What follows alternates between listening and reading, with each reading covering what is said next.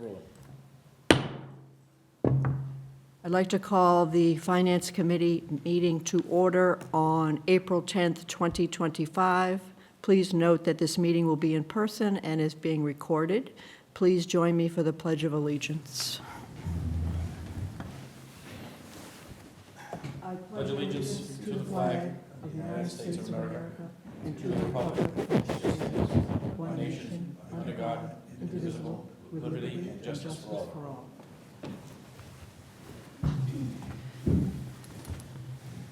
Okay. Thank you, Madam Chair. So tonight, we'll continue with the FY26 warrant articles. You'll see some of the ones that we had left off. Two of them included a couple of the assessors articles. I will say that one is being pulled only because there needs to be more research on it, and that's the one with the elderly exemption. That was recommended by town council that goes, and maybe we put it through the fall town meeting. We need to do more research on the language for that. So we have Jessica Pacheco, the acting assessor for the town. She can go over the veterans exemptions. Hi. Just make sure to introduce yourself before you start. Okay, my name is Jessica Pacheco. I'm the acting administrative assessing. I just want to say, though, with the elderly, we're going to withdraw the warrant article to raise the income. We're going to keep the warrant article to increase the exemption amount. Can I just interrupt briefly and ask you what numbers those are, Gary? Okay, so we're going to the, this is the most recent, so I just got this a few minutes ago, so we'll go down to, So the veterans were 24 and 25. And I think you're referring to the one that's increased income limit for real estate exemption, previously Article 23? Correct. it is That's fine. the one that we're going to withdraw. this one we're withdrawing, Oh, so that's going away? yeah. Okay, thank you. Once Jessica finishes her explanation, I'll start from the beginning, so we can go Okay. fresh Thank you. from the beginning. Okay, so recently, the HEROES Act was approved, and what that is there is a 22I, which is to increase the amount by the COLA, and then there's the 22J, which is to increase the exemption amount by 100%.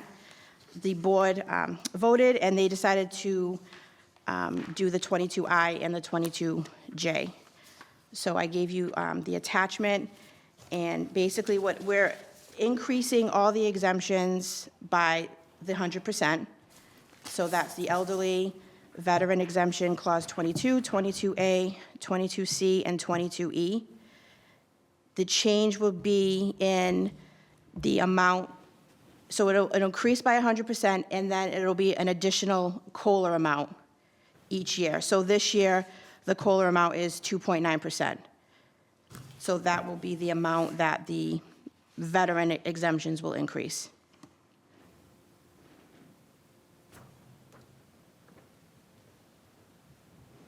Anybody have any questions on that? I'm just Yeah. trying to follow this. Just with the different letters, 22A, C, and E, is there any difference between, is that like qualification-wise, or? It's the difference in the disability. Okay. Yep. And is there like do you get a higher percentage if you get above, like if you get 100%? If you're disability rate? 100%, yes. So if you're 100%, that would be the 1,000. Okay. Yeah. So the first column is the number of exemptions in the town, is that correct? Yes. Okay, good. Yep. The number of exemptions for this year, for FY25. Okay. And okay, then that's just the singular current exemption amount in column Correct. 2, Yes. and you did the math in column 3. Okay. Madam Chair, Yes, sorry. Jessica's the elderly exemption also dependent on income, It is, yes. so people have to send you that information. Correct. It goes by income and your assets. They don't count your home. I'm sorry? They don't count the house. They do not, Yeah, the no, house is not counted. no. Janine, I got a question. Only if for it's a second home. That would be Right, the yeah. only way we would count it. Go ahead, John. you. So my question was, and you provided it, what's the exemption total represent to the town? So you've estimated it's a $425,000 in revenue. What, that's with the changes, proposed changes? Correct. What was it last year, well, the changes? Do you know what that? Last year or FY '25? I mean, FY '25, I have it listed here, it was 208,000. Okay. I don't know So off the it's, top of my head. I could get that information for you for FY '24. No, just curious what the numbers were last year compared to this year. So it's over 100%. I'm fine with it, I was just curious. What kind of revenue does it represent?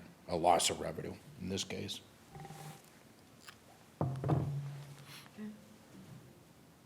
Anybody else have any questions? I guess one of my questions is, considering this amount of decrease in revenue, were there meetings with the town administrator to talk about how to offset that? So these amounts come from the overlay. So we did have a conversation with Gary about how much the overlay would have to be funded every year in order to make sure that we have enough of the overlay to take care of these exemptions and then any abatements that we may have. So this coming year, it will need to be 425, and then after that, it will be 2 point, whatever the. It'll COLA be is. whatever the COLA increase is. So like last year for FY '25, that COLA amount was 3.4%. And then this year it's 2.9. And my last question is, how do you let people know that they can do this? Is there a notice that goes out to people who meet income requirements? I know we have a veterans liaison, so he probably notifies people. Right, so typically, what we have done the last couple years is we send out the exemption paperwork to everybody that qualified for the exemption the previous year. As far as new, I mean, we can put something on the website. Could something be put in the tax bill? I'm not sure. Could something be put in There's a lot of people, I hear from a lot of people, not a lot of people, many people who are not computer comfortable. so- Yeah, I'd say with the veterans and the elderly exemption for both of those, for residents in the town, Matt Brule, the veterans agent, does a great job with reaching out to veterans. But, you know, you're right, can we reach everybody every year? Probably not, just by word of mouth. So I know that the assessor's office does a great job also with reaching out to those people that are, you know, can almost qualify. But in the collector's office, they do reach out to, you know, someone comes to the counter, is struggling to pay a bill, they will usually send them over to the assessor's office to try to see if they qualify. And if I remember correctly, the real estate tax bills gives instructions on requesting an abatement, right? It does at the Not back of the abatements, bill. So you Yeah, would think it could be. it's very fine print, Okay. though, it's on the back of the bill, so Yeah. it's hard to, Yeah, it's- hard to Some see I it. don't read it, Right, I did speak to Yeah. Amy about maybe setting something up, maybe in the summer, somebody from the assessor's office can go down, Council on Aging, and just talk about, yeah, you we know. did that. We did I it know about that was 4 done, yeah, a few 5 years ago. though. And, you know, there were a lot of people that showed up, Yeah, I you bet. know. Okay, thank you. If I'm remembering correctly, I think in a tax bill I received, there was an insert asking for a donation for the veterans. Yeah. So goes anyway, to- that answers the question of putting an insert into the tax bill. Yeah, that goes to the veterans fund that Correct, they have. but it's an extra Scholarship. thing that. Yeah, You don't want to make it too postage heavy, yeah. Right. Brian, did you have a question? I thought you were. No, not me. Okay. Thank you. Just one final one. The cost of living increase, who sets that? Is that the Board of Assessors, or is that based on State, the state? Yes. The state puts out the cost of living increase. every year, correct, yep. Just one more question. Does the state reimburse at all for that, for any of the? So they portion? do. The thing is, with these increases, they will not reimburse us for the full amount. They'll only reimburse what they've always reimbursed us for. So that So will some of remain- them, we get back 100%, others, it's a portion. Okay. yeah, so we get that on the state, we get that through state, we get the blind, we get whatever exemption there. Okay. So like I know for the elderly, they reimburse us $500. So that will stay 500. They won't increase it to the 1,000. Okay. Anyone else? I think we're questioned out at the Okay. moment. Thank you. Thank you. Thanks, Jessica. So, I mean, the committee could do, make the recommendation for 24 and 25 if you have enough information at this point. Those are two that were left out. Article 24 and 25. Right, there wasn't any other questions, right? That was it, it was about, Sure. no, I mean in regards Yeah. to last week when people were questioning that they didn't have all the information they No, I need. think that the sheet that she provided, It's just the amount. of- Yeah, people just questioned how the impact would be to the town. So, hang on, I'm just trying to get my numbers right here, because you said you changed some things. Okay, so they're the same. They're the same now, right, yeah, because 23 is leaving. yes. Okay, I'll take it out after. Okay. Does somebody want to make a motion for Article 24?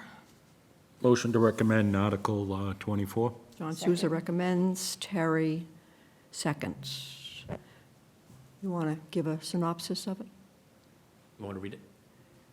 Is reading it legally required? Bob likes to read it. I know. That's why I'm As they get lengthy, asking. it's kind of. But I think kinda you can difficult. give us a good synopsis if you'd like. And well, I'd be okay with that. Is yeah, I everyone mean, I else would just- okay with that? Yeah, I would just reiterate on both these articles, the Veterans Act was implemented through the state now, I believe, a few months ago, maybe even going on a year, and most communities in Massachusetts have adopted this because it allows for, especially those that are 100% disabled, which we have a few in town, to, get the benefit of the tax deduction on their bills. There's not many, but there are a lot of veterans that have the 60% and the 40% reimbursements. So you'd be surprised at how many veterans in town get those, which I believe it's a good gesture. No? Well-deserved, I'm residents. sure. Are we ready to vote? Yes. How many vote to recommend? Aye. Aye. Any opposed? No abstention? So we're 5, hang on a second. 5-0-0. And Motion to recommend Article 25. may I wait, we have read to do my, Oh, here, oh, see, we're starting this already. I'm filling Bob Garvin's shoes. I was missing him tonight. Don't fill it. Anyway, so Article 24. This article authorizes acceptance of recently passed Massachusetts legislation, the HERO Act, that adds new local options to increase certain veteran exemption amounts. Clause 22I would increase the amount of tax exemption granted to veterans on their homes annually by a cost of living adjustment, COLA, determined by the Department of Revenue, DOR, and based on the Consumer Price Index, CPI. Good? Good. Very good. Yeah, hang on, let me just take away the yellow. Okay, so Article 25, Gary, you want to, we already covered it, I guess, in Yeah, the I guys' think- synopsis. I yeah. don't think anything's different there. Any questions? Somebody want to make a recommendation? I'll make a recommendation that we consider Article 25. Terry makes a motion to recommend. Any second? Second. Second by Patrick. Are we ready to vote? All in favor? Aye. Any opposed? Any abstentions? No. So that's 5-0-0. And yes, I'm going to read the rationale. This article authorizes acceptance of recently passed Massachusetts legislation, the HERO Act, that adds new local options to increase certain veteran exemption amounts. Clause 22J provides an additional exemption up to 100% of the amount of the personal tax exemption granted to veterans on their homes. Thoughts? No thoughts? Okay. Okay. Okay, so we can briefly go over the ones that we didn't. We can do Article 8, capital. Oh, yeah, right. 8. We didn't do 2 either, so 2, Yeah, 3, so we can start at the beginning. where do you want to start? Start at the beginning. Okay. So 2 was the adjustment of the 35,000 there. I believe, let's see if I get my notes here correct.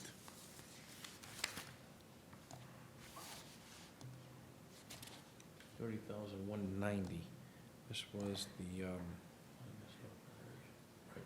So, I think when Buddy had given us the article, originally the arithmetic was wrong on it. The So he Historic Preservation Reserve was wrong. Right, and they went and corrected it.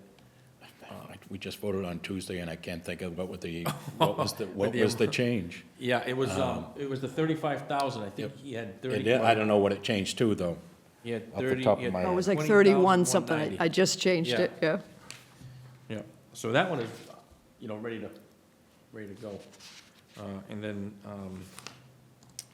Article 3, we can look at this one first. So I'll make a motion to approve. Terry makes a motion to approve. Any second? Second. John Souza seconds. Any discussion? Other than the amounts have changed?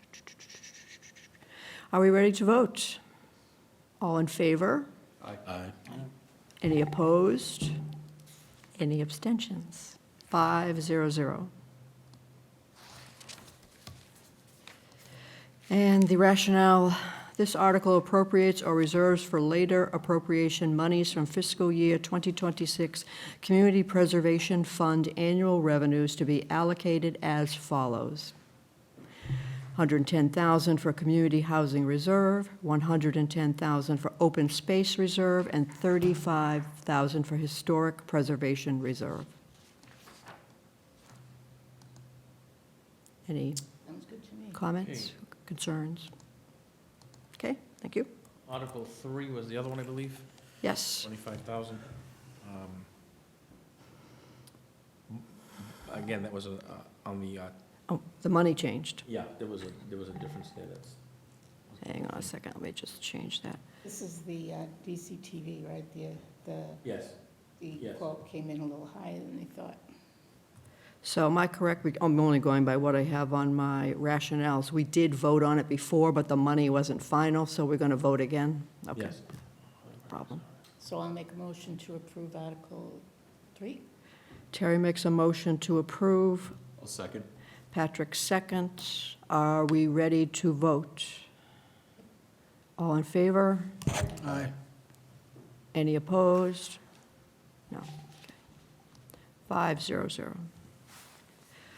Hang on a second. This article appropriates $25,000 for the development of bid documents for repairs and restoration work at 247 Russell's Mills Road from the Community Preservation Historic Preservation Reserve, all in accordance with the terms and conditions of the Community Preservation Memorandum of Understanding and referenced in the Community Preservation Fiscal Year 2026 budget. So Buddy will be getting up to explain, right? Okay. Yeah. Because people want to Usually, know what yeah. that is, yeah. Okay, thank you.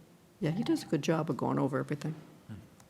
Okay? So, Madam Chair, on the Article 7, this was, Article this, excuse me, Article 8, the Article. CIPC article. Yes. So CIPC finalized their recommendations last week, and the group met with all the departments. The departments that required, that submitted for capital requests. There was something like, I can go back to the schedule, multi-million-dollar requests, obviously, level 1, 2, and 3.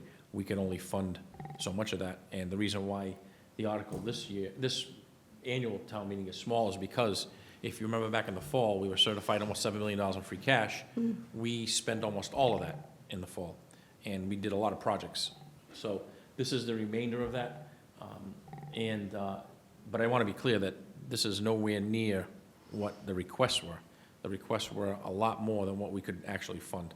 And I don't know if Which, Charlie wants- which goes to show how much work there is to be done, because with all of that work approved in the fall, and then and these are legitimate requests, we listen to people talk about what the need was, so we want to get back on a regular schedule of doing this work, and Gary has some thoughts about how to proceed on that, other than the free cash appropriation. Yeah, I mean, eventually, what we'll have to have is a combination of borrowing, even for the short-term projects. I know long-term was talked about anything that's, 20, 30 years down the road, multi-million-dollar projects like the schools, water treatment plant. But as far as the smaller-term projects, like the roof, school, the stadium, these still are items that have to be borrowed. We can't just rely on free cash Right. to supplement, to pay for these projects. So that is something that we're looking at, and I can show you what the, go into I here. want to add that I've been at a few capital improvement committee meetings, and this was probably the best one that I've attended, because everybody had something to say. Everybody was able to offer an opinion or ask questions. I think Gary did a great job with making sure that, employees as well, knowing what can be funded and what can't. So it was a very positive meeting. And if you remember, we changed the criteria basis that we asked the department heads now. It was on a 1 to 10 scale. What we did was we narrowed that down to 1 to 4. So we asked them to really think about what, life safety, and it kind of narrowed down how they're actually ranking these projects now. So that kind of worked. So the committee ranked the projects, is that how? No, the department heads Oh, and the then- department and then- heads that were submitting their requests? rank the projects, and then the committee ranks the projects again. Okay. And they were involved, department heads were also involved in the conversation about how little money there was. And, we're able to say, yeah, that can wait until the fall, or, we can do this instead, that matters to people, I think, to know that, it's just not falling on deaf ears. So, if you look at the priorities, so if FY '26, all in, there were $30 million in requests from the departments. And there's some big items in here. I mean, if you stripped out a lot of the bigger things, you'll see, $5.2 million for an aeration project. Then you had $6 million for the school roof. Let's see, $1 million in road maintenance. I'm sorry, so did you strip out items like the Well, school no, roof? I'm saying out of 8 million. Oh. There are larger items that make up that 8 million. So Oh, everything else okay. would be smaller items for priority one. Okay. And then you look at the other priority 2 and priority 3, 9.3 million, and then 429,000 for priority 3. So that makes up, and then the rest of it is 4 or 5, additional projects. But if you think about 8.1 million in priority 1 requests, that's, and not being able to fund that. So that's kind of the sweet spot or target that if we were going to do a short-term borrowing, when I say short-term, 10 years, we would have to do a conventional borrowing. We couldn't support that with free cash. Maybe a combination of both, but Right. not completely. And the concern of a couple of people on the committee and who have been on for a long time, is that every year that you put it off, it gets more, like you've said, every year you put it off, it's more expensive the next year. So it's good that there's a plan in place to move forward on some of those things. We've identified, or the committee's identified a lot of those items that could be knocked off with a short-term borrowing. Schools, as I mentioned, some of the projects. So, we might want to call it like an infrastructure bill, infrastructure borrowing, rather, where we're going to bundle all these in, because every time I have to go to the market, it costs. Have we a ton of done money. one of those in the past? I don't We- not recall that I one. recall. Very long time. I Okay. think before Dave Cressman even. Oh, Yeah. okay, because I don't remember. That administration was not hot on borrowing, and the last one certainly wasn't, so. So what is the total So, on this? This here, 680,867. So So that's it's the going to total. fund the improvements to the, safety improvements to the schools that have been being talked about for a couple of years. But that's a separate article, though. Oh, I'm sorry. Yeah. Okay. Remember, we had to go to the stabilization. Okay, so I'm gonna let you say Oh, what's in this. Well, then. so this right here, these are per the requests, Dartmouth Police Department, they want to replace their tasers. If you remember when the chief came in, right. he gave a presentation on that. Also, those truck vaults, which keeps the gun secured. The Dartmouth Public Schools, this was originally a $300,000 request that they asked for, I believe, every year. And so what the committee did was, we gave them the $50,000 to potentially fix some Chromebooks that they had. And when we get to the other article, I'll explain the rest of it. Animal control, they have a van, you might see it out back, it's very old. They have a newer one that the town purchased, they utilize these every single day. So what the fear is that they won't pass inspection. One of them won't pass inspection, so that's the cost of one vehicle. Sewer Enterprise Fund, now we're talking about the enterprise funds. $50,000 for the replacement of a Ford F-150.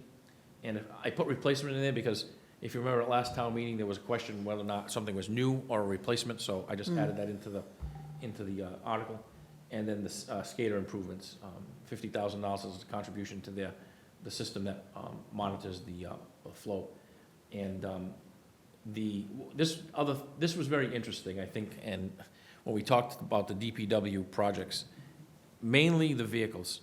So Tim Barber had a plan to either A, replace a vehicle with an electric vehicle plus the charger, which totaled 1.2 million, 800 for the truck, another 400,000 for the charging system, or pay $400,000 to refurbish vehicles that are out there. So there's that we've heard about that, all heard about that mandate now in the state where Right. you gotta be compliant, they're not gonna fund gasoline vehicles, so on and so forth.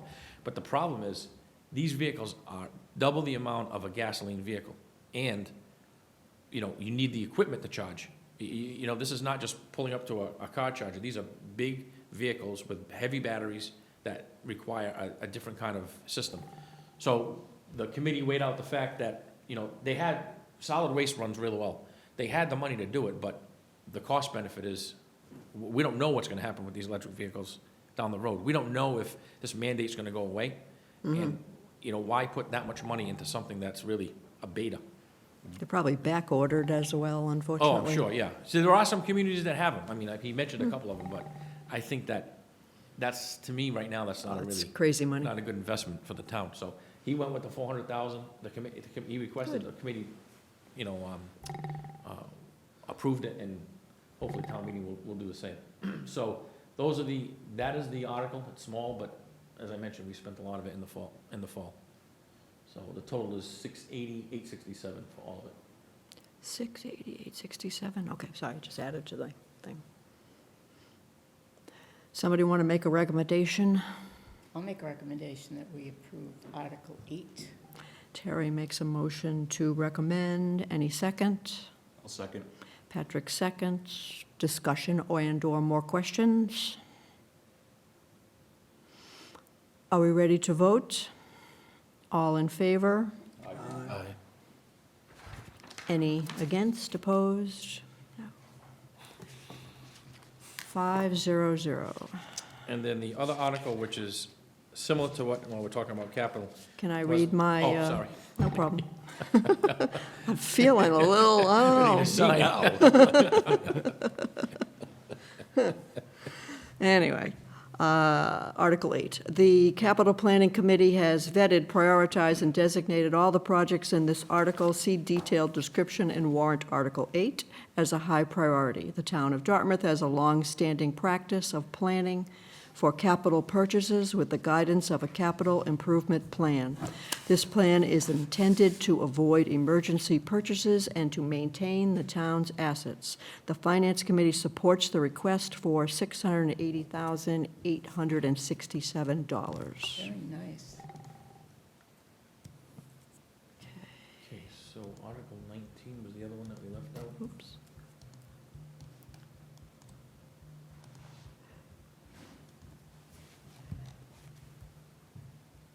All right, 10 is Schedule A. Sorry, okay, 19, yeah. So this was along the same lines of capital, when the schools had met, if the committee recalls, a few years ago, well, a couple of years ago, the fire districts had said that, you know, the systems in the schools are antiquated, they need to be fixed. It's a life safety issue. We got letters from the districts. So what the recommendation was, we had that long-term capital stabilization fund for $1 million. There wasn't no immediate need right now to use that money. So the request from the committee was to use $450,000. Originally it was $550,000. Originally it was $1 million. But somehow they got it down to $550,000, and now they've fine-tuned it to $450,000. So what this does is replaces that. If you remember last year, we did $125,000, I believe, $150,000, which was the design work for this. So this would replace and upgrade the fire systems in the schools, which gets us in compliant with the districts. So the request was from long-term capital stabilization fund. So this would need 2/3 vote at town meeting to. I be am approved. curious how we managed to go from 1 million plus down to 450. Was something cut, or? I think Jim prioritizes what needs, you know, the fire departments come in and give. Yeah, for instance, they wanted doors that shut automatically, they wanted like the full complement, but I think after talking to the districts, they were able to ratchet that down a lot. Good. Somebody want to make a motion to recommend? I'll make a motion to recommend. Terry makes a motion to recommend. Any second? 19. I'll second. Patrick seconds. Any more discussion, questions, concerns? No? Ready to vote? All in favor? Aye. Any opposed? Hearing none, it's 5-0-0. And yes, I'm going to read my rationale. This article appropriates $450,000 from the Long-Term Capital Stabilization Fund for fiscal year 2026 to use for fire safety capital expenditures at school buildings as recommended by the fire districts.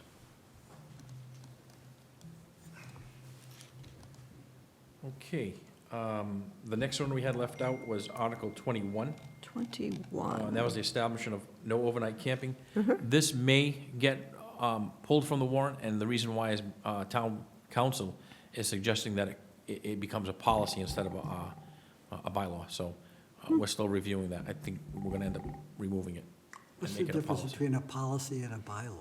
Policy is set by the board, and the bylaws are set by the town meeting. No. In essence, it would pretty much do the same. We're not looking to make a criminal offense, non-criminal offense for town-owned land. You know, and as I mentioned, it's not, we're trying to remove them from an unsafe area, if they're in an unsafe area, and put them in housing or try to get, and the Council on Aging works with them to do that right now. But we're trying to make it so that if they leave, they don't come back in that, you know. Yeah, there's a committee, right? Yes, yeah. Board of Health. Yep. Yeah. Youth- Council on Aging, a youth, member of the board, I forget. Youth advocate. Yeah, youth advocate.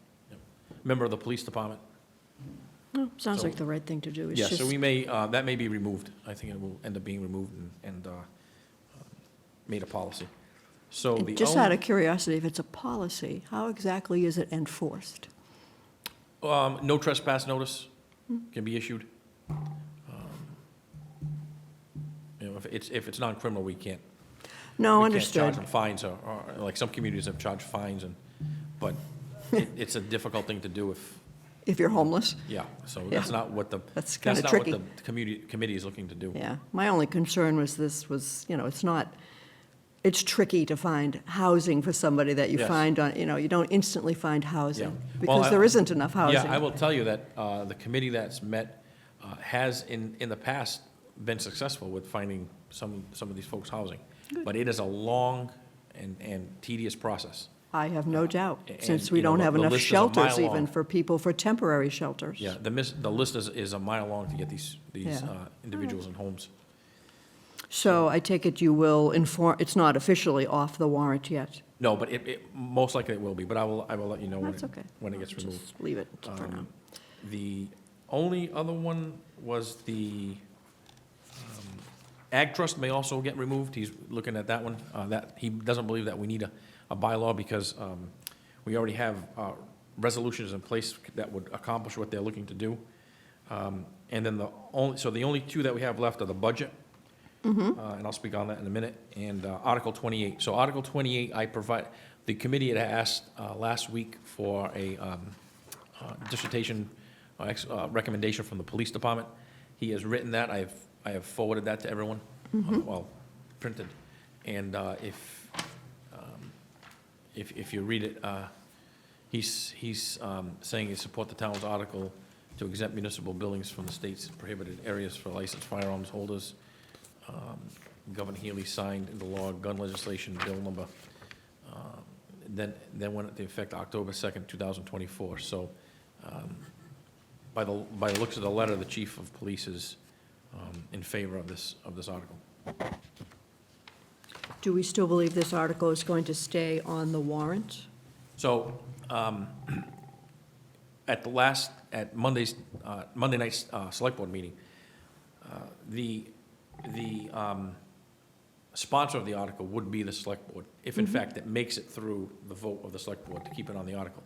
But I think what they would want, as they do in any other article, is a recommendation from the finance committee on whether or not they feel it's a yes or a no, or, and then the opinion.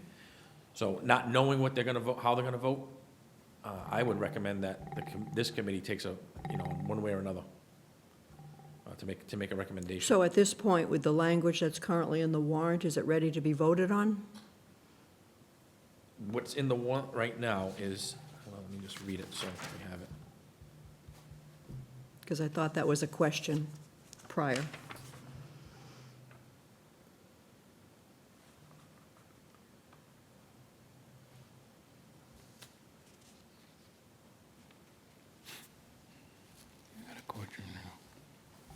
I just remember having a note that town council was reviewing it. I don't know if that's still the case. Yeah, let me, seeing that we'd only have this article in the budget, this is the two articles that we have Okay. left to vote on.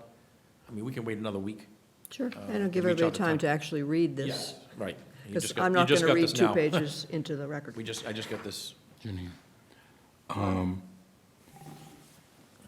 So I'm glad we're holding off on this. I think we should wait till we have the closest to a full committee, if not a full committee, to vote on it. But the comment from the select boards, they're waiting for us, just amazes me, because there was a time years ago, and even when I first got on, where we would take our clues from management, the select board, on these articles. We sat here and went through all these articles, not knowing how the selectmen are voting on this. And here's one article that they're sponsoring that, Well, we don't know if they're sponsoring yet. It's one well, individual. We could. I'm we just could. quoting you that was said Monday. Well, let's wait to see what the finance committee thinks of this. Yeah. So they had enough, at least 3 members, to go forward to at least draft it, I'm assuming. We don't know how many will support it, if all of them or none of them. But yet, they want us to react first. I'm uncomfortable with that. I look at our managers, our town fathers, as hey, I want to hear from you first, not the other way around. It's just, and it's our job to go out and get as much information. We ask, well, what is the police chief? We got that. Well, I'm asking, what does the selectmen think? They're sponsoring it. I'd like to know that before I vote. And yet they're reversing it. They're saying, well, let's see how they vote before we vote. That, to me, is wrong. Well, sorry, Tim. I think, generally speaking, not just on this article, they take the finance committee's recommendations into play before they even make a decision. It never used to be that way, Gary. Yeah. It was always the other way around. The finance Yeah. committee would take clues from the select board on how they're voting in all the articles. Typically, when the finance committee met, they had all that information. We no longer get that, and now it's a role reversal here. We're not the head administrators here. We're a recommending board, and what's really upsetting to me is that they're the sponsors. I want to Well, know I what you watched the think. select board meeting, so there was a little disagreement, probably not the right word, discussion Yeah, about who well, sponsors it. Terry had something to say. Well, I like it like this, and the reason is, first of all, I don't think my opinion would change if I knew what the select board thought. And what's been explained to me is that, think about how much time we spend reviewing this information. Select board absolutely does not. They would probably have to meet every week to do that. And, I mean, you may think that would be good. I think the other thing that I've learned on the finance committee is that if something's gonna come up at town meeting, between the 9 of us, it comes up here first, and we're usually prepared for it. And I think in that way, we represent people pretty well. So I'm comfortable with it as it is. I also think in those days, the finance committee was not the finance committee of today. I think, There's no question about it, and I certainly respect your opinion, and to some degree, I think you're right.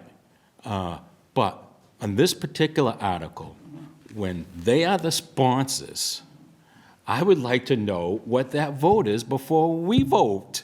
I'd like to know why. It's just- I'd like to know why, because when I've asked that question, you know what they've given me as an answer? Rochester did it. And, I mean, Rochester has some very interesting people on their school committee, so, you know, that's no I found it reason for us to interesting do that they didn't discuss it in more detail on Monday night. As I said, I watched the meeting.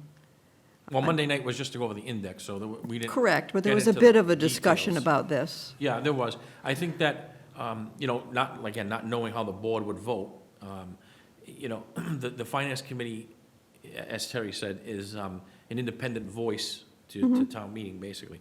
So, in most cases, the select board does take the recommendations, or in consideration of recommendations from the finance committee.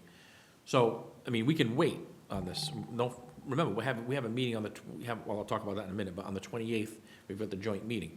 So maybe that's one of the questions that's asked at the joint meeting. You know, what's the genesis of this?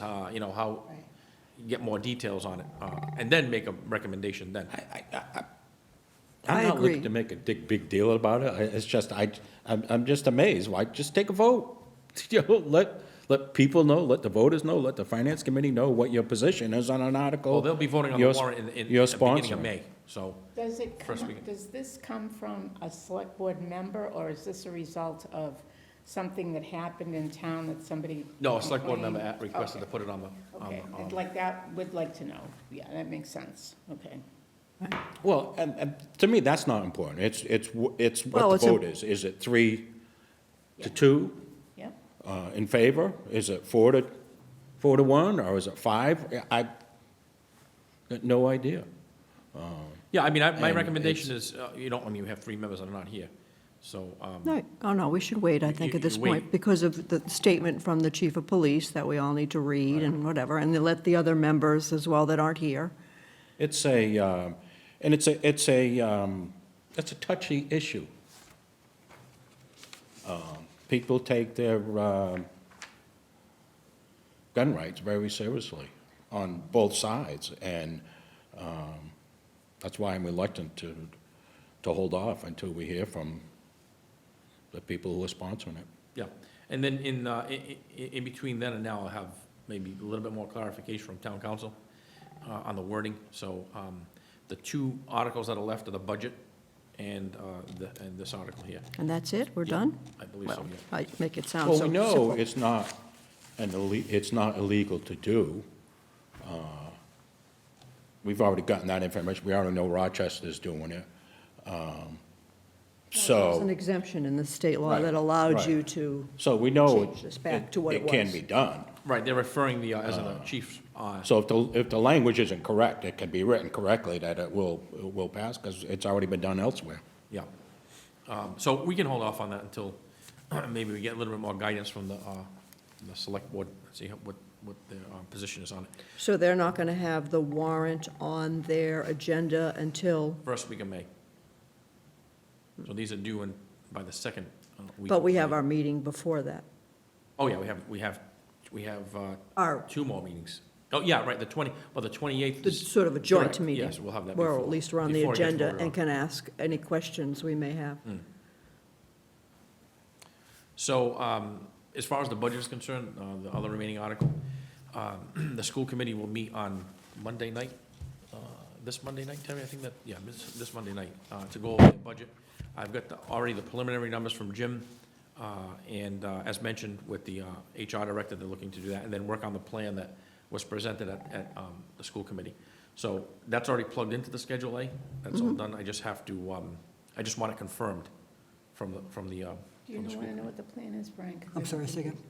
So the question was asked when they presented the budget, is there a plan to get off dependence on the school choice money?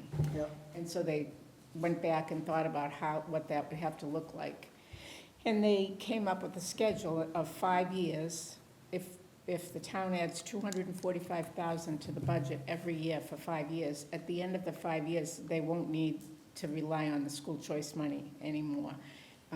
They'll be able to return to the regular amount that they collect. It doesn't solve all the problems, believe me. And one of the ways that they made it work this year was to take the HR person out of their budget.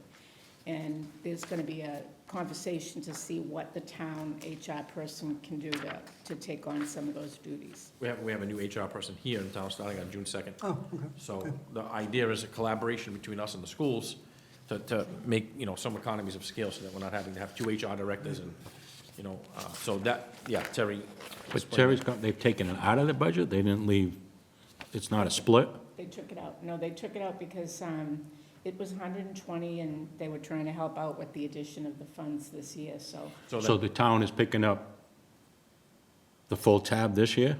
The town had the HR person budgeted anyway, so they hired a new HR person. But budgeted for the town, it wasn't. yeah, we had our HR, and then they added that position over at the schools for 120, so ours already existed. So the recommendation I had made to Jim was, let's see if we can get economies of scale with the person we have coming in who worked for a school district, and we're able to work with the schools. Then they then remove the 120 from their budget. The net, they're giving so it's gonna be the net, the 245 that they're looking for is really $20,000 increase to their budget. You're not getting, I thought it was gonna be a shared expense. It's not no longer a shared expense. We're sharing, her No, role the- is the- being, No, The expenses were never, They were gonna hire somebody just for the schools. yeah. I know they were gonna hire somebody. I'm not disputing that. But, so they're saving $120,000. I thought the town was gonna save $60,000 because we were gonna split I see. the expense. So we've had HR directors in the past, full-time. We now have a full-time HR director who's only working for the town 50% of the time, because the other 50% of the time, I'm assuming it's a split, is gonna be working for the schools. That's not sharing, So let that's me- sharing, I that's think not there's sharing I think responsibility. there's a bigger That's sharing- plan, actually. That's Can I sharing the, just say that in terms of how this will work, it's going to take a year. In speaking to school people and town people, this person's not going to be able to do everything that they would have thought would be done if it was just a school person. I would think it would be things like onboarding people, benefits, like the kinds of things that they do for town people. There's a lot that is needed that is going to have to be done by the superintendent and the assistant superintendent. Well, that's the same thing on the town side, though, because, Yeah. we used to have somebody that did it 100% of the We time, don't- and they're we no don't- longer gonna be We don't there. charge a direct cost to the school, so we don't charge back the extra salary. I think what the plan would be going forward is to have an HR department that services both the schools and the town, whether that means we have. Oh, and I agree with that concept. Like It's an long assistant, overdue. That- to an assistant there, an assistant here, that can, but I think to have 2 full-time HR positions in the budget, we're trying to, Oh, it makes perfect sense to go down this road. I thought it was gonna be a share No, we're not we're of not sharing the costs cost. and responsibilities, but it's, but they did reduce their budget this year by the 245, so the net is 120. That's what I had to increase the budget for 120, but the plan going forward, as Terry mentioned, and what was presented, was 245 to wean off until the school choice number is, they don't have to worry about the school choice amount No, anymore. it's a good plan, actually, and I like the fact they took off that HR position. I thought that was, And I like the fact Too that much. we've got schools and the town working together on Yes. something, because we want to do,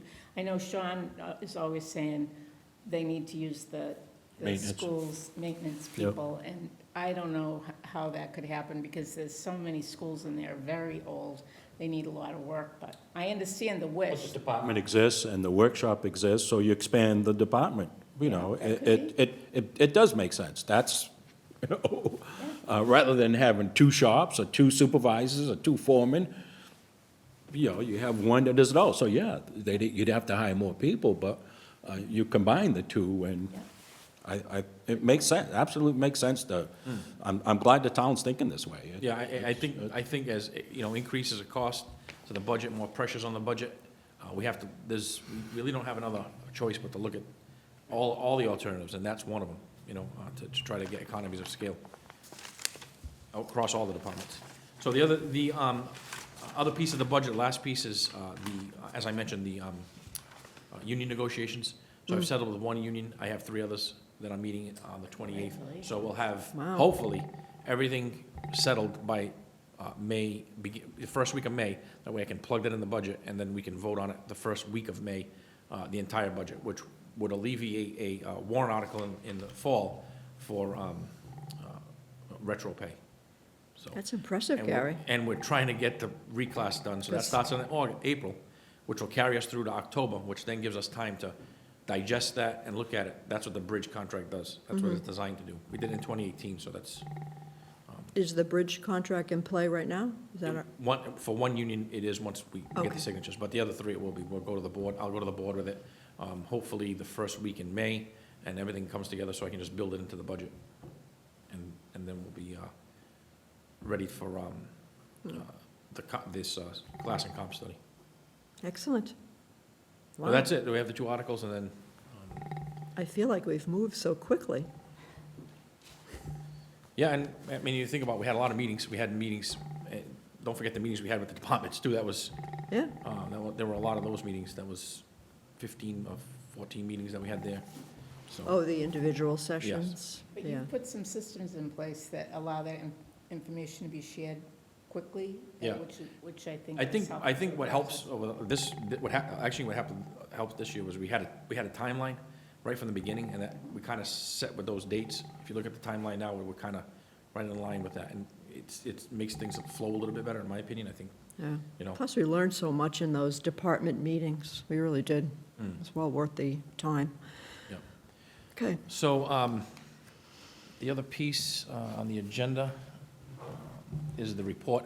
I think we didn't want to talk too much about it because Brian wasn't here last week. That's so- right, Brian. We left some of that out just for you. Oh, that's nice of See, you. we thought of you.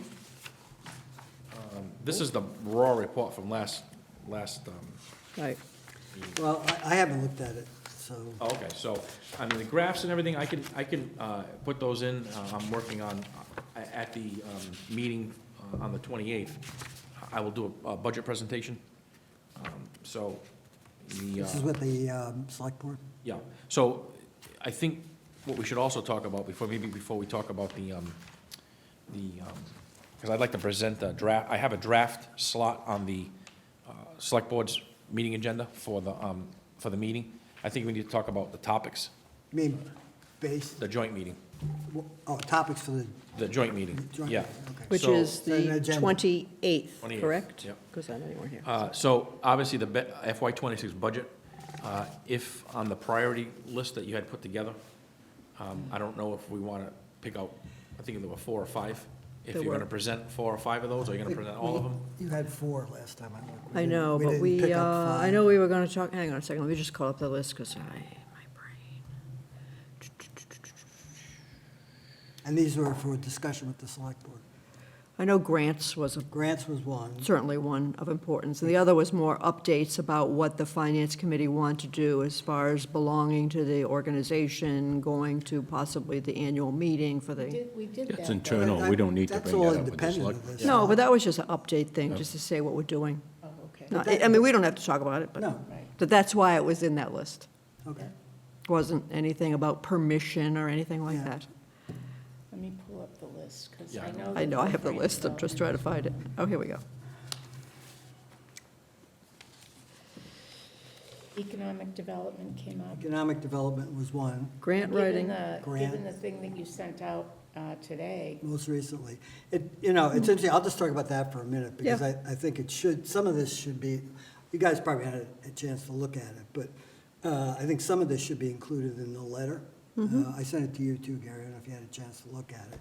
More from the point of view, my feeling is the the implications for the town of Dartmouth going forward in terms of doing all this stuff in view of rising costs.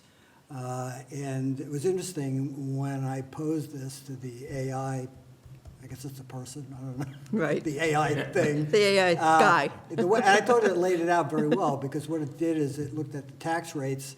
I'm not sure the numbers are entirely correct, but it looked at the tax rates and then assumed a 4, a 5, and a 6% increase, depending on what it might actually be, with the net implications for the increase in the tax rate going out 5 years. And so I think this sort of stuff has to be included because it then gives you things that might help mitigate against that. I would want you to look at the detailed explanation, Gary, when you have nothing else to do, because it would be good to know what you think about how accurate it is, because we know with Yeah, I briefly AI, looked at it. sometimes pulls things up that it's Yeah. just getting from the internet. What was the question asked again? So the question, I had suggested that after I did this, I think some of this should be in that, in the letter to town meeting, because it indicates over a 5-year period what might be done to mitigate against increases in tax rates, residential and commercial, that in 5 years could be anywhere from 20 to 35% higher, depending on which scenario actually unfolds, 4% increase, 5% increase, or a 6% increase. So that's the data, that's what you asked? That's what I asked specifically was, if the cost of delivering municipal services in the town of Dartmouth, Mass. continue to rise year over year for the next 5 years, what will be the effect on residential and commercial tax rates? And so this thing went through it and gave the scenario that it could be anywhere from an increase in 5 years on the commercial and residential tax rate of 20 to 35%. And that does not include rising costs for landfill, water, sewage, and fire protection. So I think the important message is we know that the costs are going to go up, whether it's 4 or 5 or 6%, who knows. But the mitigating factors, I think, are interesting because we came up with these things separately by ourselves in some of our meetings. So mitigating mean what can you do to offset those increases? And the first one was expand commercial tax base, which means economic development, operational efficiencies, finding ways to deliver services more efficiently could reduce the rate of increase of costs on those services. Strategic growth, high-value commercial sectors. So that is who you're going to look at to offset some of these increases by having more businesses move into town. And then regional partnerships. I know we talked about that in some of those individual meetings that we talked about. I think one of the things was buying services. And then the fact that we had an assessor in many towns, or we have a person who will be an assessor shortly, many towns pay a consultant to do that. So why not see if we could make some money out of having an assessor for these smaller towns, where instead of paying it to a consultant company, they pay it to the town of Dartmouth. And then finally, we had already discussed the whole idea of money left on the table by not having enough grant writing activity. So this thing independently confirmed basically where we netted out in previous discussions. And I think the important thing is that it gets into the record, subject to you taking a look at the numbers, what the net increase is going to be in tax rates. So it's a real issue, and with some numbers, and then what can be done to offset those issues tax rates going forward. Yeah, I would just say on the, as far as economic development, I've requested from, we'll be requesting from the Assistant town administrator, a list of, and I know we've seen this before in the past, a list of vacant commercial properties. And I think that, and I made this recommendation to a couple of, or asked a question to a couple of select board members already, on having, an Office of Economic Development, or a task force that looks at these properties, looks at marketing these properties, because last time we looked, it was like 11 of them.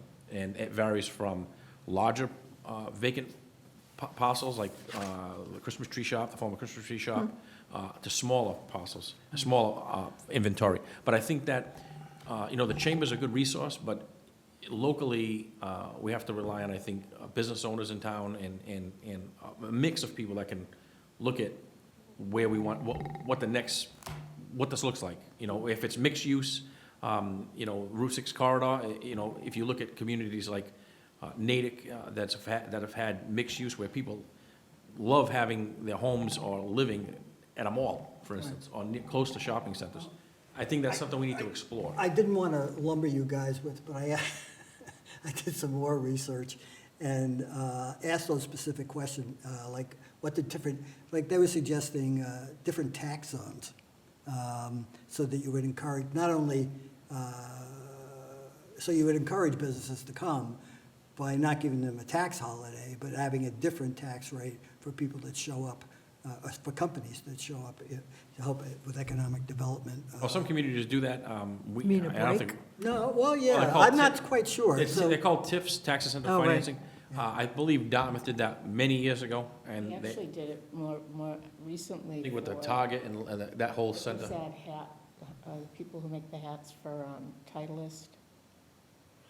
Anyway, they got it, and there's pros and cons to doing that. For Joy and, yeah. But again, I'm not for any or against any of things specifically, but I think we have to be talking about this stuff.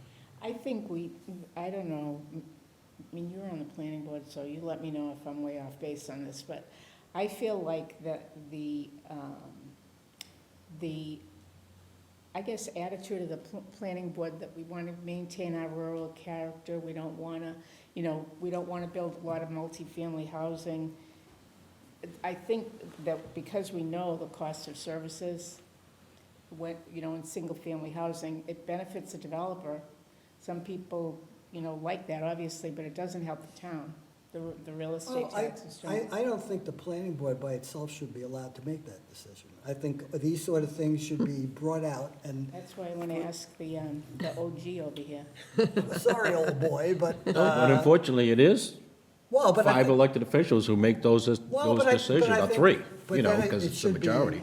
There should be more transparency, that this sort of information should be put out to town meeting members. So for instance, not only having a vacant property list, but we already have a base here, which is medical. I don't know, there were 4 or 5 others that I identified with. Medical is the only thing that's popping into my mind now. How do you get more?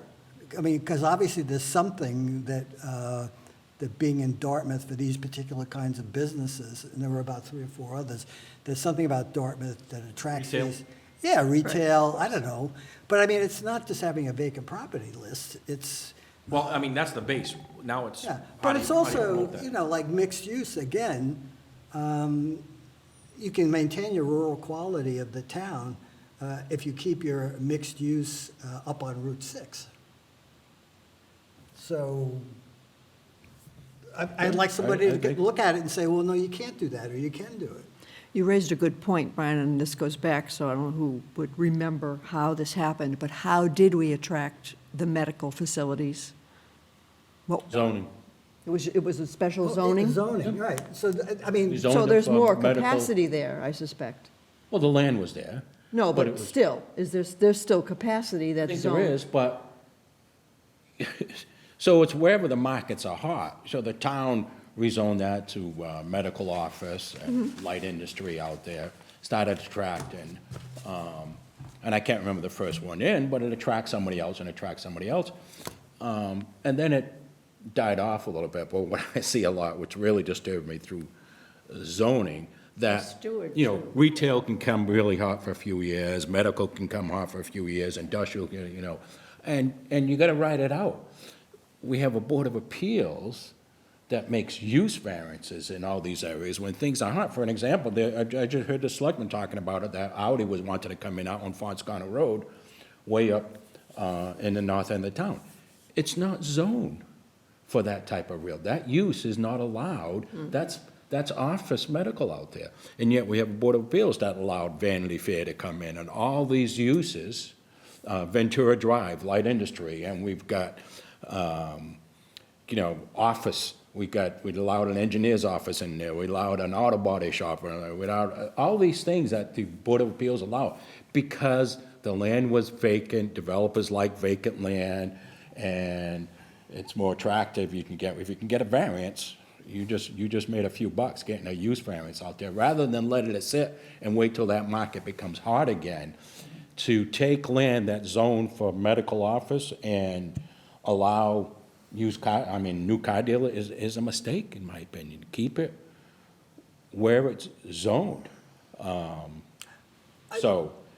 Zoning allows these kind of uses for an economic development director would help, I think, might help in attracting some of that use, knowing, hey, we've got this medical area here that's underutilized, or we got vacant land, or we got buildings that could be Well, I think, utilized I might think help. what it needs is, I didn't want to send it to you, but I also had the thing develop a plan along the lines of what you're talking about. And I think an economic development director would be, or some sort of team like you were talking about. Task force. Because there are things like our tax rates are cheaper than other surrounding towns. So if there's businesses going to other surrounding towns, why can't we, I don't know how you would do this, but I'm sure there's a way to do it, make sure people understand who have businesses that want to move, that Dartmouth is very attractive because it has a very attractive tax rate compared to other towns. It's marketing. Marketing, yeah. Well, it's marketing plus, like to get all the factors and to look at the industries that we currently have. And I keep blanking out on medical again, but there are others that seem to, in that Once Corner corridor and along Route 6, that especially, and then if you put mixed use on top of that, and where people would actually want to live there in some manner or form, then you've got the makings of mitigating factors against tax increases. So just up in the Bliss Corner, Dartmouth Street area, you just mentioned today, what's that new construction going on? Oh, yeah. What is that? Over That's near a- Benny's. Apartment. So a number of years ago, I was still on the planning board, we changed that over there to mixed use, Dartmouth Street.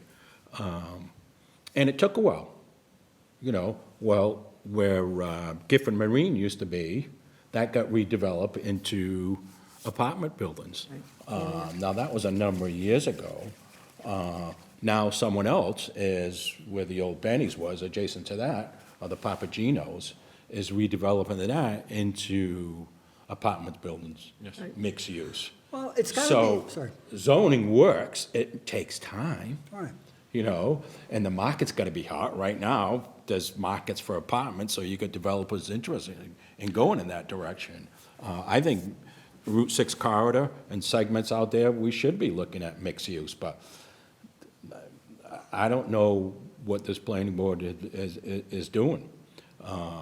Because that's been talked about for years. Well- And it's not very difficult. We have an existing bylaw on Dartmouth Street. It's very easily transferred that language over to Route 6.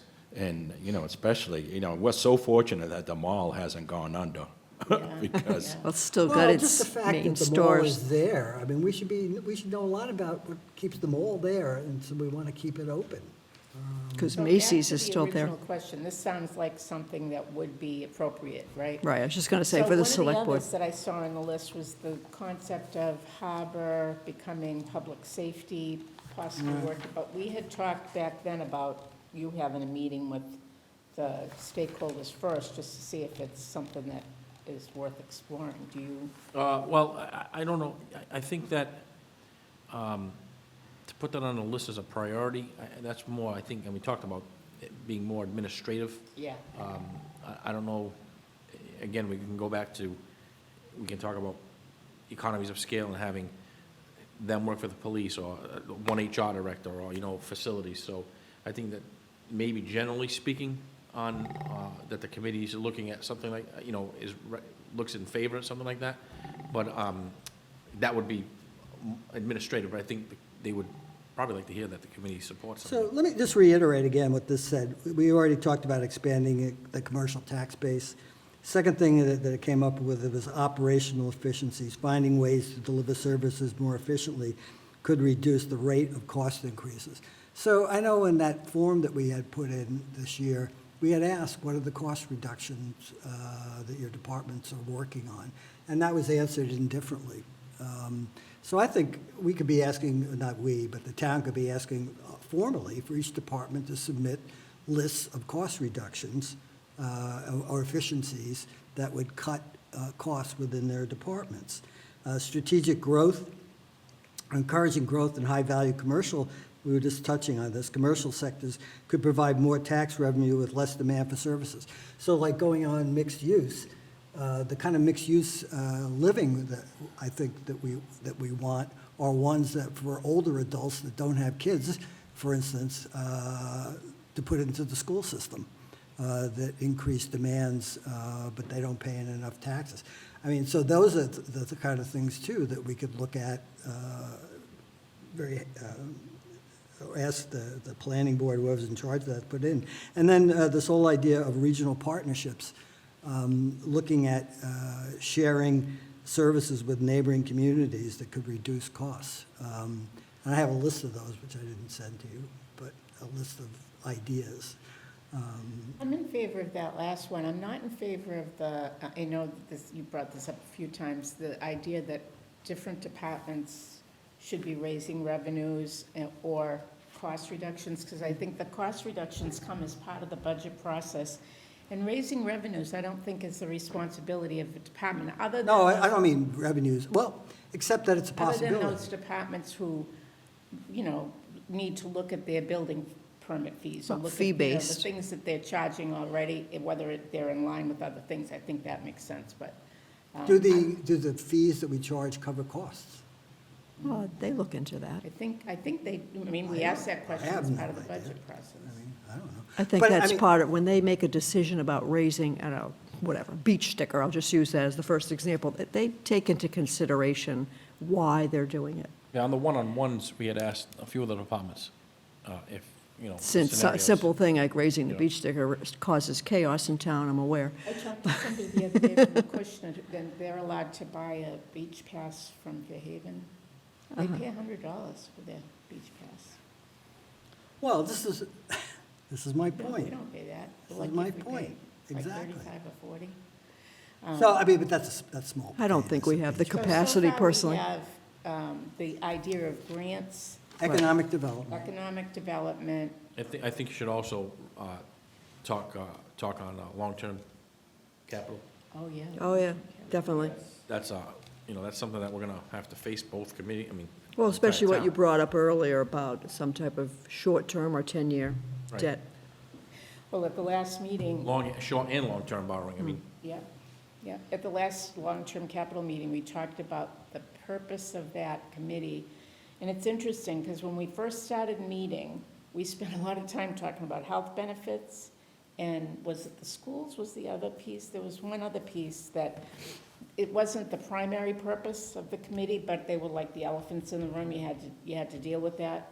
So there was some conversation about changing the group from long-term capital to long-term planning committee, because there's, those kinds of things have to be dealt with. We're not there yet to say that we have a sustainable budget, right now.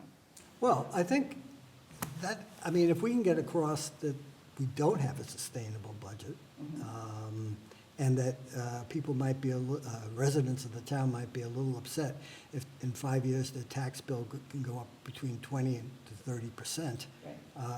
I think those are important things that will drive things like commercial expansion, grant writing, regional partnerships. But, I mean, it has to be, in my opinion, it has to be hammered home that the way costs are going, they're not going to get smaller. And I think three items is plenty. Plus, those are Yeah. beefy topics. Yes. But what are the three? We got economic writing. development, grant writing is not, I mean, okay, grant writing, that's two. What's the third one? Thought you liked grant I writing. know, I do like grant writing. Grant writing, Oh, we need a person or What was- policy or something. Capital, yeah. Long-term, yeah. Long-term capital plan. yeah. Short and long, I would put short and long-term capital. But, you know, again, I think the details, not that you're going to do it this meeting, but the details are important on things like So economic do we want development. to have a point person on each of these? How do you want to bring these topics up at this meeting? Well, I think maybe the first thing I have to do is establish the need, why we think this is important, and it's because the tax rates are going to go up.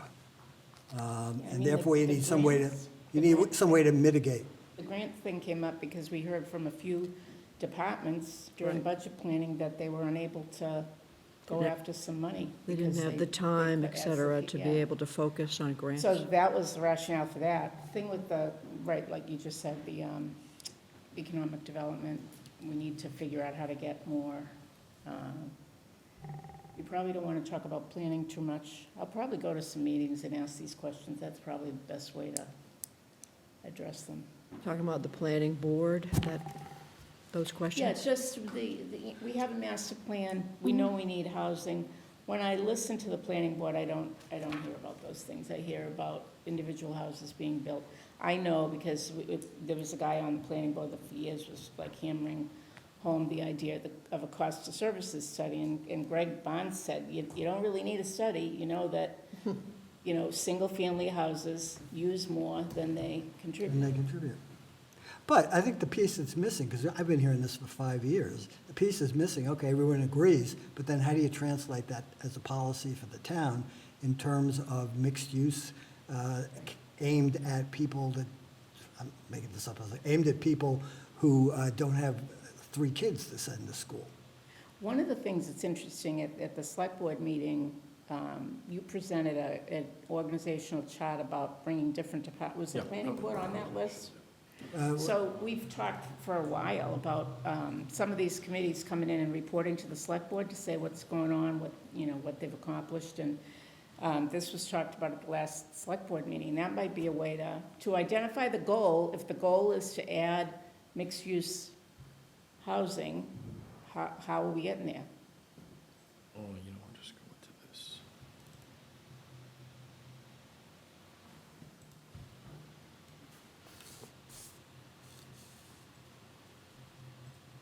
So, this was a proposal that I made to the select board, mainly because, we have one-on-one department head meetings every month.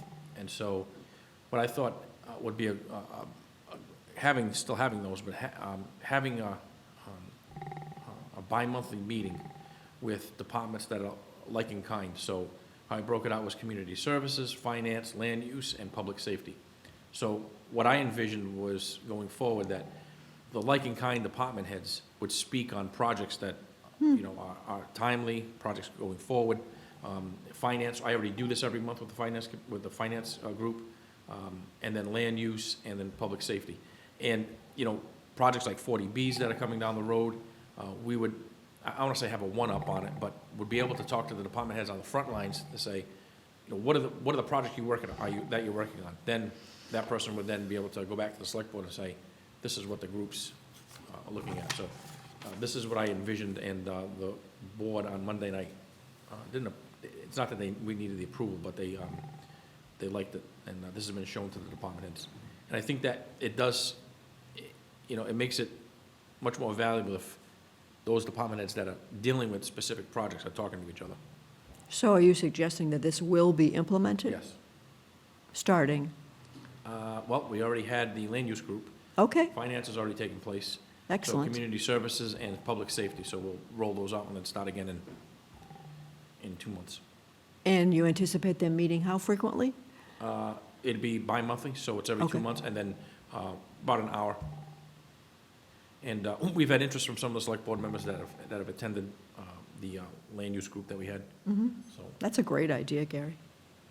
It's good, because we've all seen it. The communication certainly previously has been lacking between yeah, and departments. what we're trying to do is get away from the silo Yes. effect, I call it, and where, you know, and it's really no fault, because it's because the organization is so big that, you know, people are working in their own departments and not really talking to each other.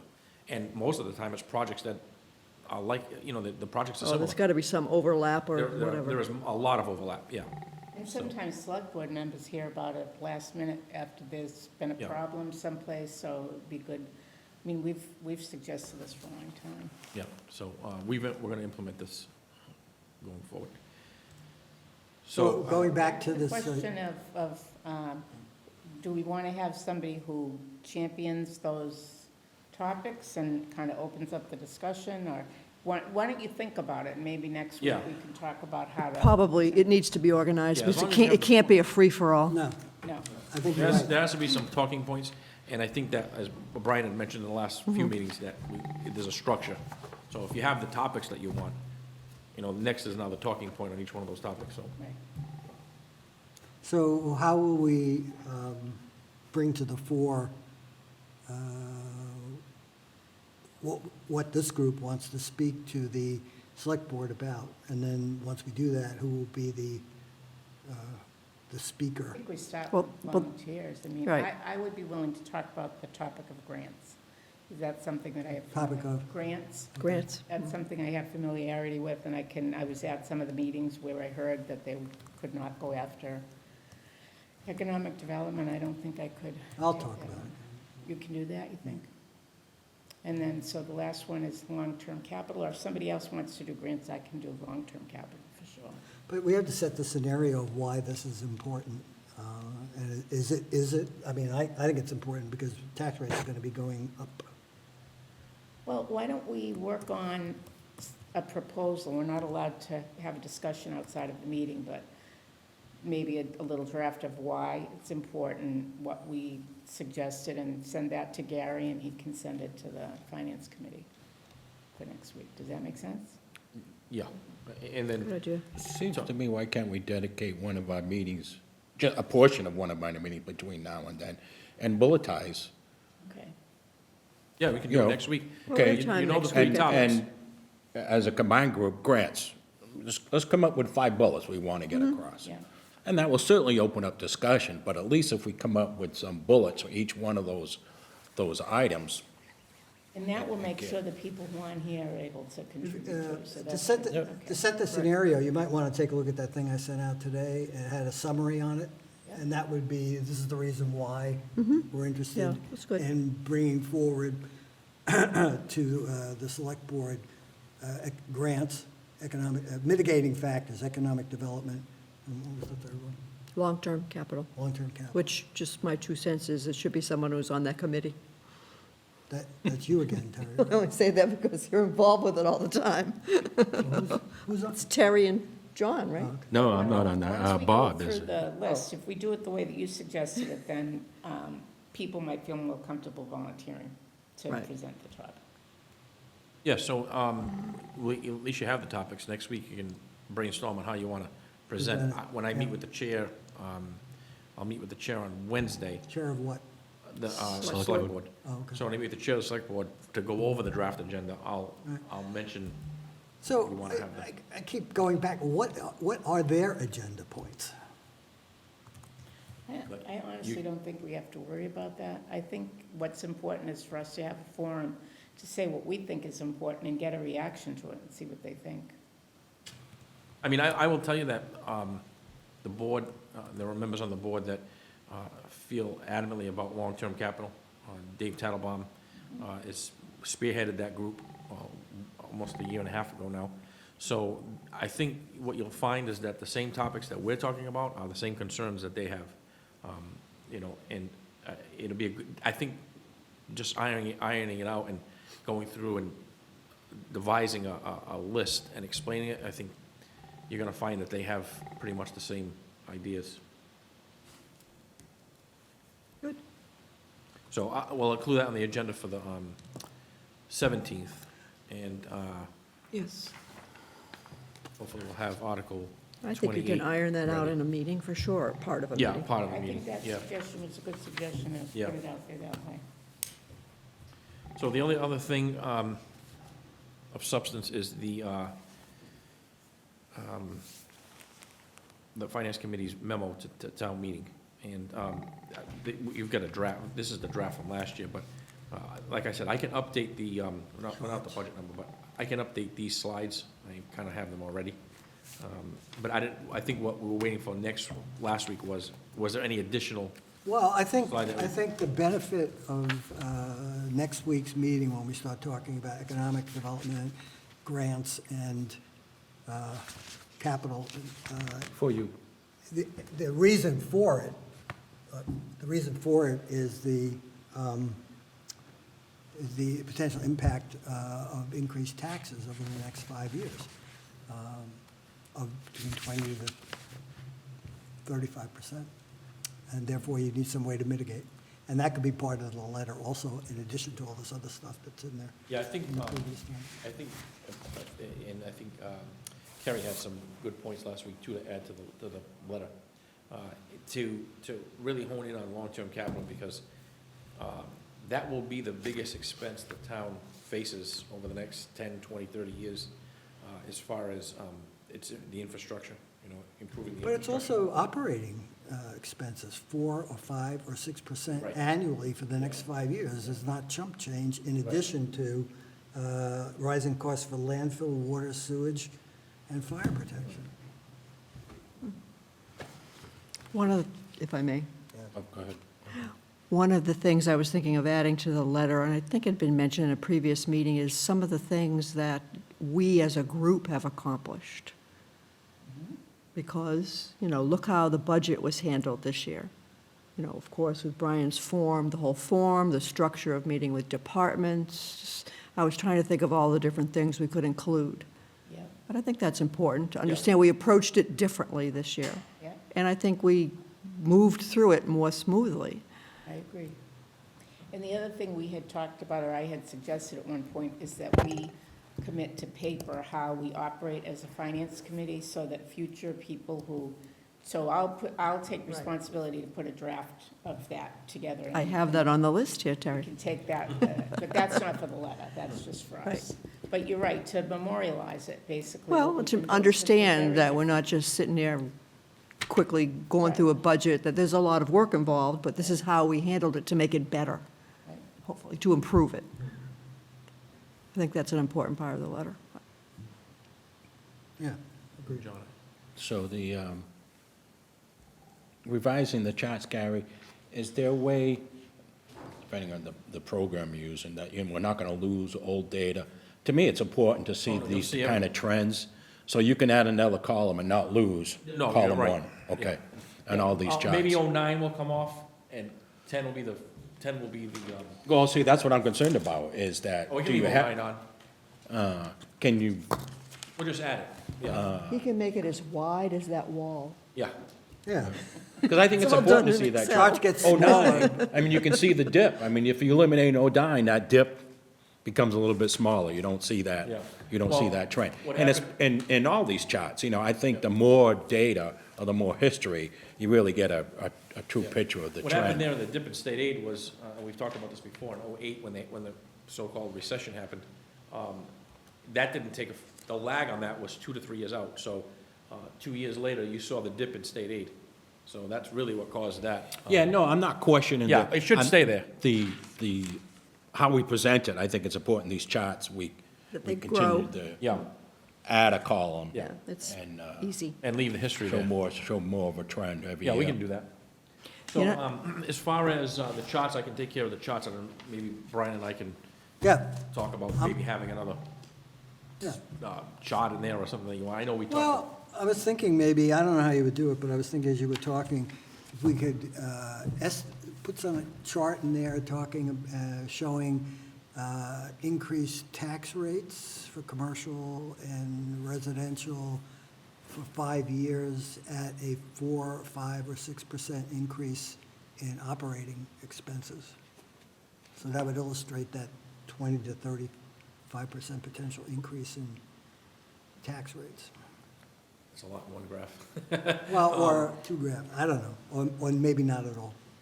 I don't know. Yeah, we could maybe tweak, maybe play around with some of the Well, I would like to, if you have time for me, I would like to go through this thing that I sent out this morning. Yeah. Just to make sure that, I think they are okay. Yeah, like maybe early next week. Yeah, just give me a time, we could spend an hour talking about it. Yeah. And then, Yep.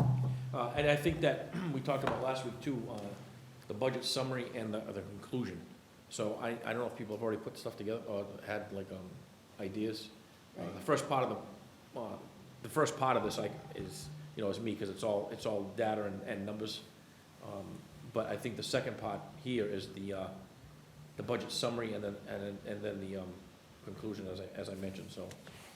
So I'm trying to remember, was last year when we sent it out to be printed and it was all one color and it was? No, what we Was did that a is- year? So I printed it before? last year. The year before, they didn't get it in time.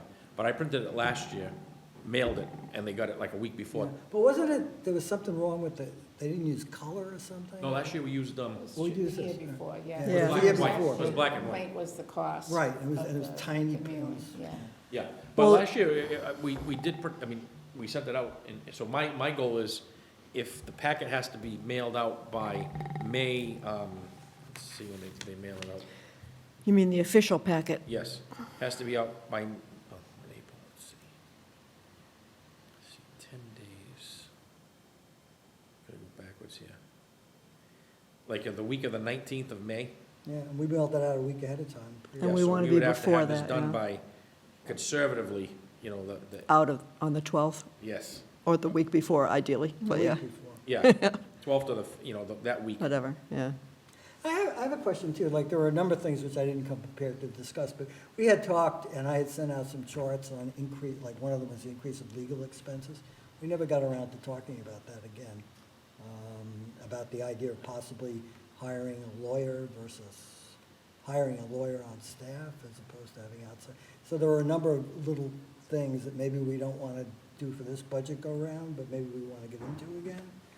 I would suggest that we meet once or twice over the summer to do Oh, some of that stuff rather than now. Yeah. And what we might add to the summary here is if we are in agreement to the three topics that we talked about, I think we could say the Finance Committee is planning to pursue Other- these three areas. Well, that could be part of the things we accomplished, whatever, that could Yeah. sort of roll together into that same paragraph, which I was just going to ask, should that be part of the conclusion? As opposed to the budget summary? Correct, I'm just asking, where would that fit Right. best? Yep. Well, you could say, you could do the budget summary conclusion and then say and going forward, the finance committee intends to work on. Right. I also think we should thank the departments for adapting to the new budget format. Yeah, Very nice. Impressive. And we read these every single year, and we look at the text, and a lot of it doesn't change. When you look at it, we're still talking about long-term capital, it's up there, and planning. So I think what we talked about last week was we're adding to what pretty much is already here, and and then also adding maybe a couple of extra sections or something. slides or, yeah. So, Long-term capital is planning to run three kind of neighborhood groups yeah. to talk about the areas of long-term capital over the summer. I think July, August, and Yeah, there'll be a September. presentation at town meeting, brief presentation, the moderator had allowed it. Oh, that's good. So, talking about some of the projects and, again, what long-term capital is, the funding sources, how many years it would last, and so on and so forth, so. But like Terry mentioned, the follow-up to that is getting out the word to the public and having these sessions. There was a, Schools are still an issue, the schools are. there was a chart I was thinking of, I know I sent a couple of ideas out to you and to Bob, but there was another chart I was thinking of trying to do, but I'm having a hard time getting the information. So we have a population chart, right? Yeah. Whatever, it's declining. But I thought it would be interesting if there was a way to show how the demographics have shifted between the age groups. Because, we talk about it, we know, We had talked- seniors is this and school age We is talked that. about getting that data. But, Yeah. and I went I looked online, there's a lot of stuff online, and you've got to kind of Yeah. question some of it. I went to the town clerk, and I'm not sure that she's able to provide the year-over-year numbers. I mean, we have the categories, I can find that out easily for the latest year, whatever the general census is, how many people are 50 over, 60 plus. but there wasn't anything that showed me year over year. So for at least 3 to 5 years, what's happening with like school age for sure, 60 plus, let's see how the demographics have changed. See, the Council on Aging might have that, but they don't have it, they only have it for the. They have for the it for folks that they 60 serve. plus, probably. For the folks that they serve, right, yeah. Correct. I think DLS would have it. That's where I started, I think believe me. DLS, as I remember when I went into it. But not by age How group. about this, how about the Department of, not Department, the Secretary of State's office Yeah. Yeah, that handles because I thought, census, births and deaths? don't we do a census every year in town? We do, but who Like- knows how it's recorded? Well, that's my. Yeah, that, I mean, all that Seems to be, information I'm typically hitting goes a to bit the of a state. stone wall, because that would say exactly What, how many uh, people there what are years- of what age group. What years do you want? to Well, the do? last 3 to 5 is what I think 2020 is a tough year. I'd probably like to have it after that, because bad things happened in 2020, and it could skew the data. So you want population shifts, total Right, population I'll shift try by to- age group over By a age group. five-year period? Correct. All right. To kind of show, has it shifted? I mean, I'll- I think it has, but you need to show a chart I'll that ask- indicates it. I'll ask Claude. I'll send it out. See what he says. Well, let me know where Claude found it. All right, I will. Because I have 10th member of the I Finance know, Committee. who's Claude? Should I put him on Phantom the, member. I could put him on the letterhead. A virtual We'll member. put him over here, Claude. I mean, I searched every census site known to mankind to get these numbers. So I specifically, when I ask Claude stuff, I tell him to go look at like DLS or Yeah. DOR or whatever. I Yeah, call I them tried a different. little bit of it. I mean, it's pretty interesting the way it works. It's like Google, but Well, va- yeah. Oh, ramped up. Claude, you're I talking mean, about? Yeah. the Or whole- any of them. Yeah. Pretty interesting the way those Yeah. search engines work. Oh, yeah, but you have to question a little bit And what you the gotta information verify is it, that's yeah. being Well, you just pulled want up, to make sure that it's correct. particularly if you're putting it into a, Right. A report, right. Exactly. A report That's that why- you're sending to the That's why I said town. my preface, so Gary and I could check it. Yeah. To make sure the numbers are Yeah. correct. So, yeah, we can schedule something next week. The only thing between now and then, what I would recommend is that the committee look at the draft to 2025, and I think I mailed that out Yep. to The everyone. draft, Of the last year's. Oh, the letter. Yeah. of the letter, And sure. work on some ideas for the conclusion and the budget summary. That's what Yeah. I would say. And the rest of it I can work on. But I think to John's point, some of these graphs should stay, because the 20, we're looking at, there was one on here, the 2031, which is the estimated revenues and expenses. I know Bob liked this. I think Bob wanted this last year. But the more data we can capture in the graph, I think the better it tells the story. yeah, the more graphically to display the data. People love pictures. Oh, yeah. It's a lot easier to understand Oh, yeah. than tables. But I think out of all of them, and I always go back to this, is this right here, I think is the most telling graph of them all. State aid, Yeah, and if you drew a line across, I mean, the average, it's flat. Even with the dip in state aid, this is a very flat graph.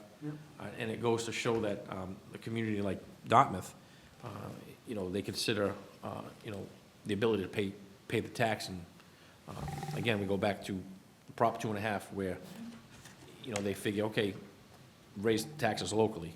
State aid is not the solution. So you see that in the graph. And speaking of that, anybody get the news from MMA? Do you subscribe to their newsletter? They're asking that we contact our legislators on several bills. They're in the process right now of voting the budget, and state aid is one of the Yeah, there's like big 60, concerns. for how many communities that are getting together on Only the Chapter going up 70 money. 2.2%, they're asking that we request 3. There are some educational bills in place. I'll give you an example. Circuit Breaker is supposed to reimburse towns for very expensive out-of-district placements. They've never funded it to the extent of the law. And they seem to think that if people make those calls, as opposed to, I'm not a fun person with making calls, but if you like making calls, it would be worthwhile. Do you want me to send you the letter from them? Yeah. Yeah, Okay. please. And one of the other points on the budget, state budget this year, was the governor spoke at the MMA conference and did tell the group that they were gonna put more money into Chapter 90 money. So they have done that, but did they do that at the expense of another line item in the budget? Right, That's something probably. that's- Right. She was They just- trying to tackle, roads, smaller roads in town, not the major highways. That was the focus. So they did increase Chapter 90, but did they decrease Chapter 70? That's, What's the projections? Because the state's gonna be losing some federal aid. Yeah, Who there's knows some what federal aid, and and there's so is also, they gonna there's take it out also and- a lawsuit now with the Commonwealth of Mass for this, the unemployment fraud that went on. So the federal government is trying to claw back their money. Plus, they're clawing back all the opera money that wasn't spent from the Treasury. So there's a lot of things going on with the budget, but People didn't spend it? No, there were some communities that didn't spend all the opera money. I don't know into how the we got into the left millions. out that Well, list. even Bristol County, all the communities in Bristol County didn't spend the opera money that was given. So the federal money had to be earmarked by such and such a date. If it's not, they're gonna claw back that money, and they're starting that process now. So, it's interesting because state aid, when I budget state aid, it's always flat. I'm pretty conservative with state aid. I don't wanna put in something that's gonna be through the roof and then we don't realize that. So it's been flat, as you see here, over the last 10, 15 years. And there's really no, the only explanation is that they feel that Dartmouth is one of the communities that can either raise your tax rate through an override or, Terry, who was MMA suggesting be called? Your representatives, I can't say the word legislature. Legislature. Legislators. Yeah, your representatives. yeah, there was a whole bunch of communities that are getting together. I just sent you that letter. Yeah. No problem. Yeah, Right, Fairhaven that's- lost Bunch Bunny. I was surprised to see some of the smaller towns on that list. All right. I am your retribution. Okay, that's. So, just like, do you happen to know, like, what is the percentage of state aid that contributed to our budget on an annual basis? Is it like 1 point something percent? No, this is rough. 80% is, oh, hold on a minute, I got it right here. I want to say 1.2.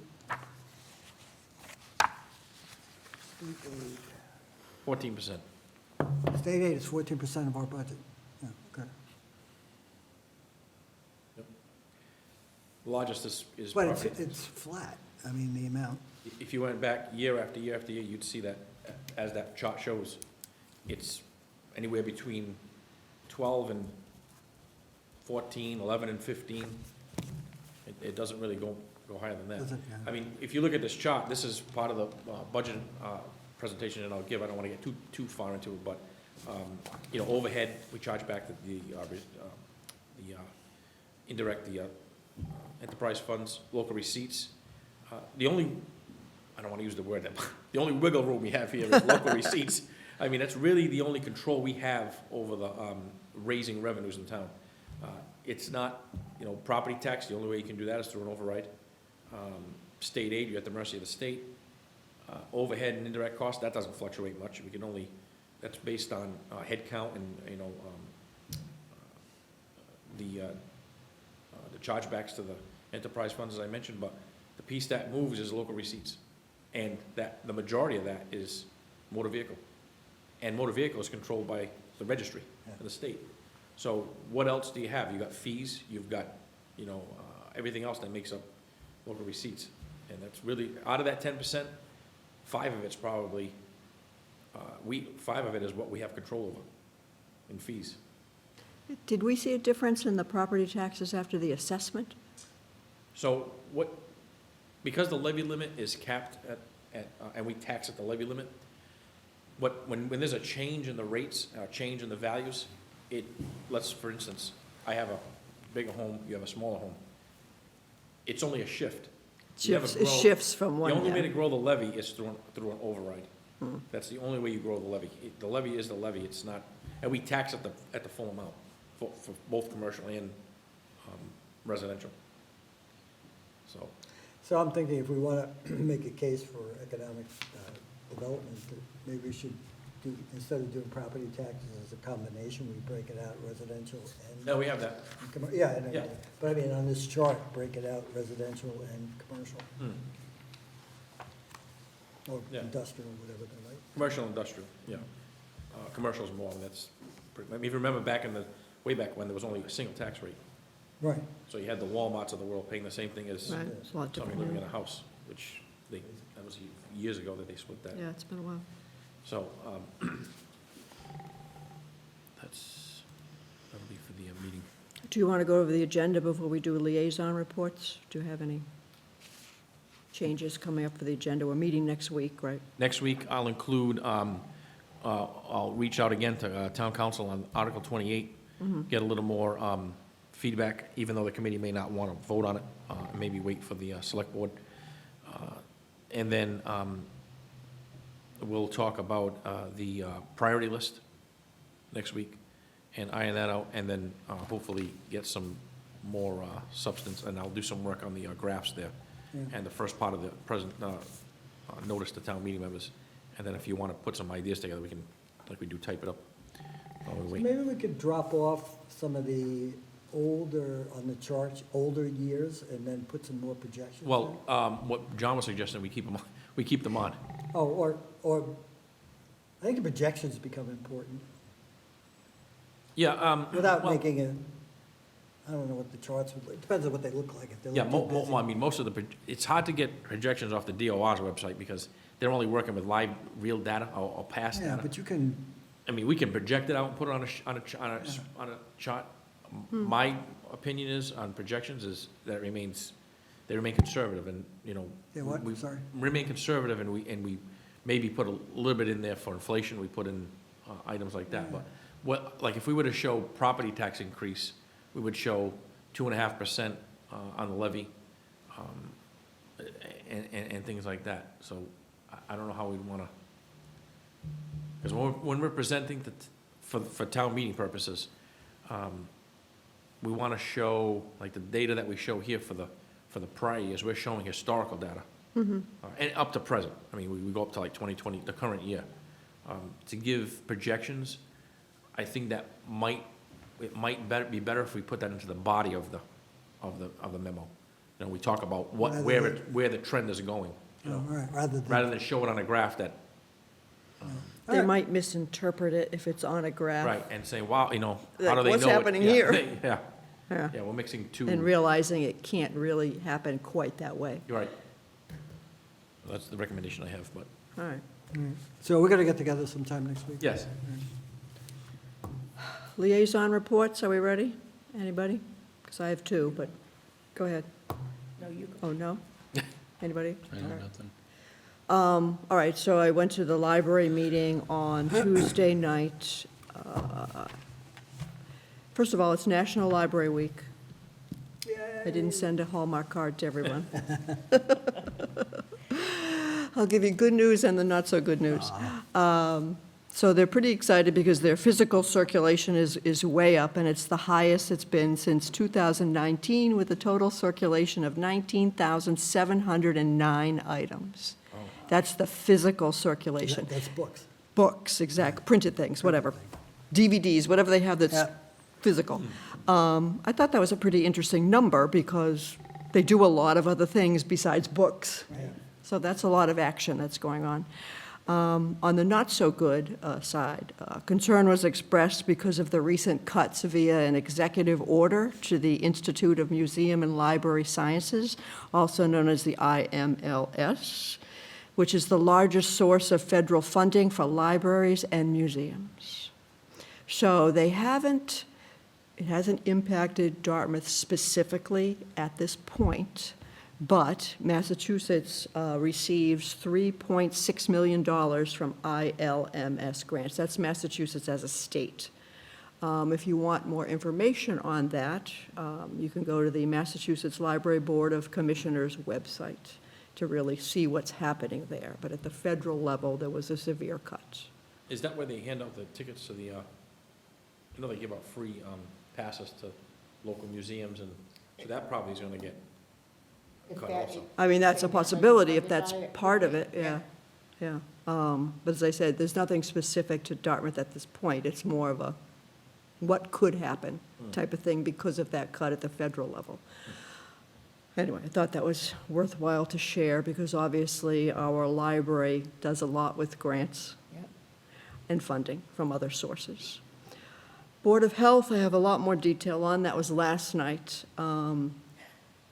There was a very long discussion on a 40B affordable housing application that's in progress on the property it's known officially as Sherbrooke Farms, but it's also was the Pine Hill Sand and Gravel on Old Westport Road, way out in the north end of town.